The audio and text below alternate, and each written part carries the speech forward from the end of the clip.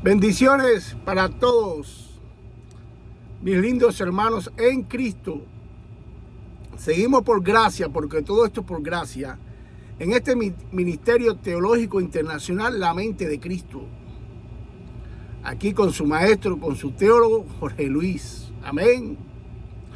Profundizando en el corazón de Dios, leyendo la mente de Cristo y siendo iluminado nuestro entendimiento por el Espíritu Santo, amén, que mora dentro de nosotros, los nacidos de nuevo, los hijos de Dios.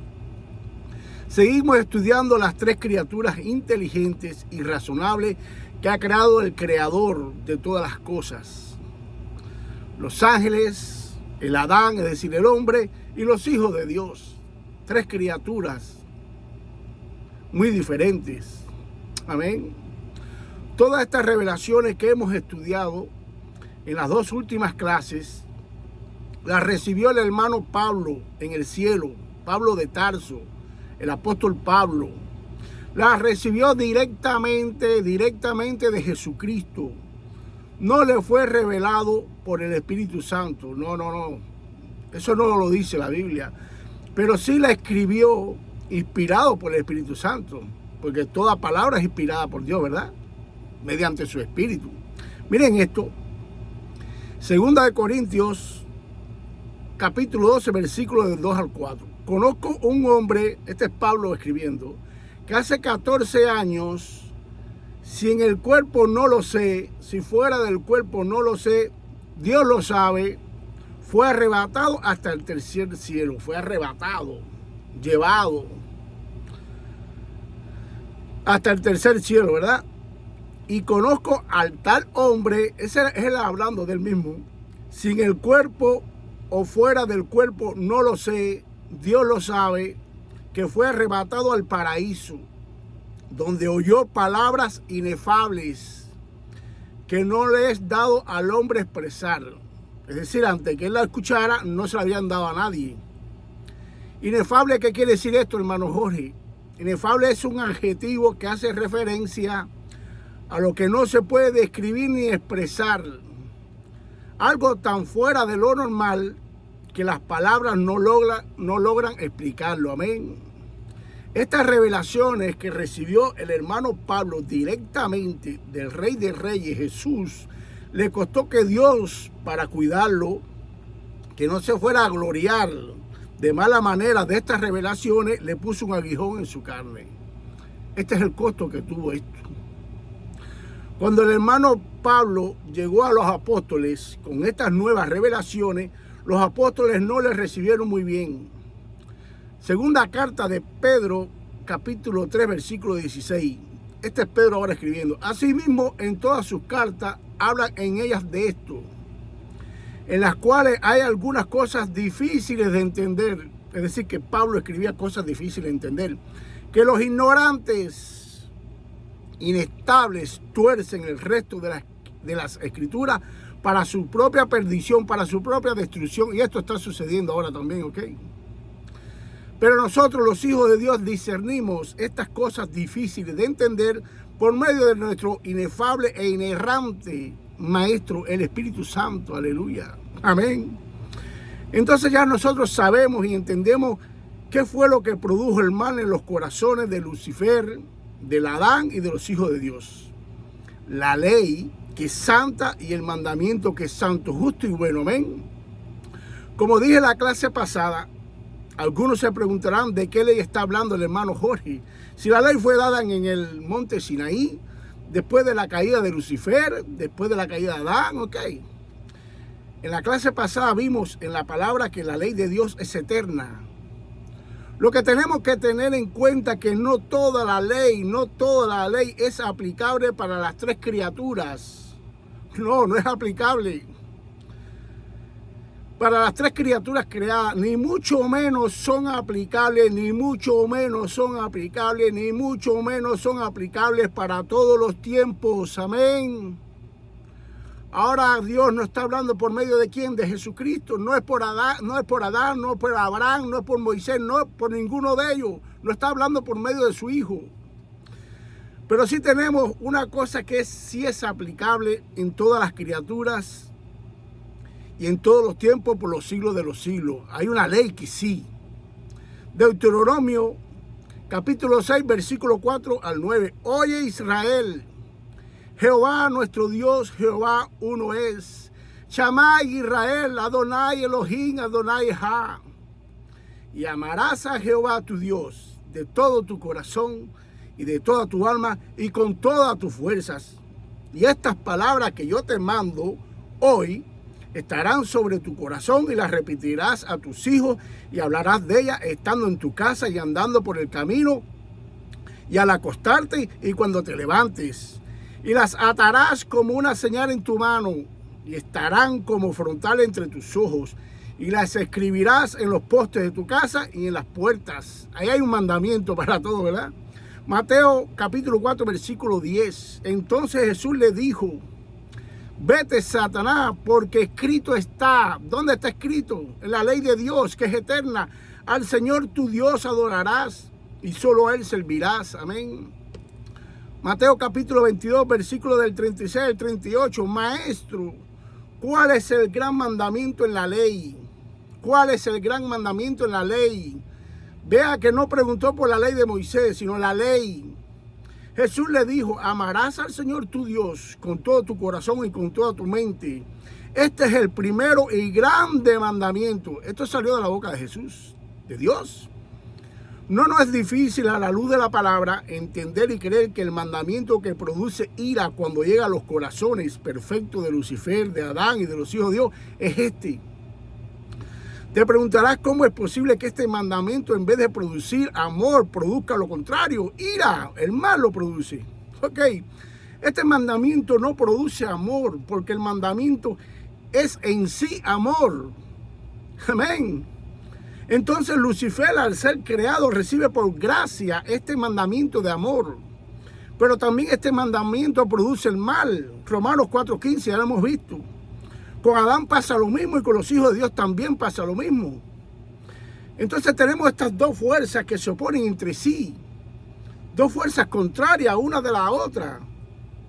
Dentro de estas tres criaturas perfectas. Y entonces, ¿qué hacemos, Jorge? Pero Dios, que es rico en misericordia, permite que estas dos fuerzas que se oponen entre sí produzcan el alma en estas tres criaturas. Los tres componentes del alma son la voluntad, el albedrío y las emociones. ¿Tú te imaginas que nosotros no tengamos nada de esto? No sintamos ni el dolor ni el placer, tocáramos el fuego y nos quemáramos, viniera el frío y nos matara. Cuando viéramos a nuestros hijos no sintiéramos ese calor de amor que sentimos por ellos. Fuéramos robots, ¿ok? Es decir, que estas tres criaturas pueden escoger por sí mismas si amar o hacer el mal. Son criaturas delante de su creador, responsables de sus actos. Esto nos hace responsables también. Tener alma, es decir, voluntad propia, libre albedrío, emociones, nos permite sentirnos vivos y sentirnos responsables delante de Dios y de los demás, de los hombres, de nuestros actos. Amén. Nadie nos obliga a amar o a odiar. El ángel del cielo, cuando recibió esta ley de amor, le produjo el mal y sintió dos deseos: amar a Dios con todo su corazón, con toda su alma, con toda su fuerza, o desobedecer a su Dios, a su creador. Él escogió lo contrario, desobedecer. Todos sabemos que por su voluntad y demás decidió desobedecer. Miren esto, Isaías capítulo 14, del 13 al 15. Tú que decías en tu corazón, subiré al cielo en lo alto junto a las estrellas de Dios. Levantaré mi trono, se enalteció, y en el monte del testimonio me sentaré, a los lados del norte. Sobre las alturas de las nubes subiré y seré semejante al Altísimo. Esto dijo Lucifer en su corazón. Vino la tentación, pero no pudo soportarla. Todo esto sintió este ángel en el corazón, este querubín protector, acabado de hermosura y sello a la perfección, y pecó. Ezequiel 28 dice que pecó. Es Es decir, no pudo vencer su concupiscencia, sus deseos desenfrenados y cayó. Este ángel lo que tenía para dominar estas tentaciones y vencerlas era la ley de amor que poseía al ser creado. Lo único que tenía Satanás para contrarrestar estas tentaciones es la ley de amor misma que le puso Dios. Amarás a tu Dios con toda... Bueno, ya ustedes saben. Entonces, hermanos, Dios, como vio que Satanás, que Lucifer, su ángel, cayó, ¿qué hizo con Adán? Con la segunda criatura creada. Como que reforzó, pulió su gran perfección. Ya no solamente vino la ley en Adán, sino que también lo hizo a la imagen y semejanza de él. Ya Adán contaba con dos armas poderosas para no dejarse caer. Para cuando le venga la tentación por esta ley que produce ira, contrarrestarla. Ya tenía dos armas, no una sola como Lucifer. ¿Ok? Repito, tenía la ley de amor y tenía la imagen y semejanza de Dios. Y cayó también. Sabiendo esto Dios, de lo de Lucifer y de lo de Adán, crea su tercera criatura, sus hijos. Y aquí sí viene la completa perfección. Los hijos de Dios hoy nacen de nuevo de una simiente incorruptible, ya no de Adán, a la imagen y semejanza de él, con la ley de amor esta: amarás a tu Dios con toda tu mente, con toda tu alma, con todo tu corazón y con toda tu fuerza, y nacen con el sello del Espíritu Santo.